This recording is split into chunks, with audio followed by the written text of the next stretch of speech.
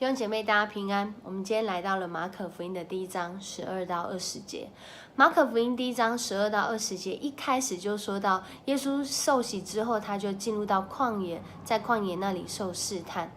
在试探的结束之后呢，他开始出来传讲上帝国的道。而在传讲上帝的国的道，他边传讲的过程中，他也呼召门徒来跟随他。在这段经文里面，没有很多描述在旷野里面他怎么度过，也没有很清楚的说到上帝国的道的内容是什么，或者是他呼召门徒也没有告诉门徒说，那我们会去到哪个地方。不过他有一个很清楚的方向跟目标，就是这些门徒他们会得人如得鱼，他们会得人如得鱼，他们会在他们的生命中经历到那个使人得到拯救的工作。我想在这个时候，门徒可能并不明白完全耶稣要表达的意思是什么，可能他们也不明白耶稣带着他们，耶稣其实是要去钉十字架死复活的。他们可能也不明白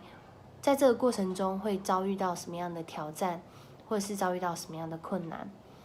如同我们在走信仰的过程中，我们在走这个相信上帝、依靠上帝的过程中，很多的时候我们也是不明白，很多的时候我们是很多的挑战，很多的时候我们也是会在那个茫然跟无知的里面。不过在这里我们发现了一件事情，耶稣他主动呼召人，他要人来跟随他，他并没有说你会发生什么样的事，不过他让人来跟随他，来跟随他胜过试探，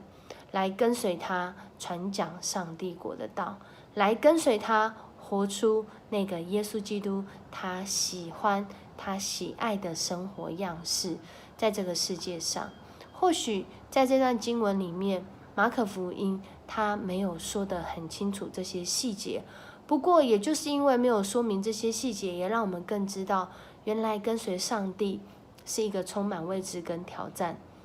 的状态。原来信仰是真的很需要信心跟勇气，而这信心跟勇气就是来自于耶稣他胜过死亡权势的能力。或许透过这段经文我们可以看到的是，就是他能够胜过试探，这些跟随他的人能够跟他一起来胜过试探。求主帮助我们在新的一天，我们就要活出跟随耶稣基督的信心跟勇气。我们一起来祷告。爱我们的主，我们向你献上感谢，谢谢你透过你自己的话语来激励我们的心。主，很多时候我们并不明白，甚至我们对你的话也有很多的不明白，不过在这不明白中，主你却给我们很清楚的方向，就是我们要跟随你，我们要跟随你，我们要得人如得鱼，因为这是出于你话语的应许。求主你也帮助我们在新的一天，我们就活出这样的生命。我们需要从你来的信心跟勇气，好让我们在面对那未知或是已知的挑战当中，我们都能够活出倚靠你的信心行动。我们向你献上感恩，这样祷告，奉主耶稣的名求，阿们。愿上帝赐福大家，在新的一天活出跟随上帝、跟随耶稣的信心跟能力。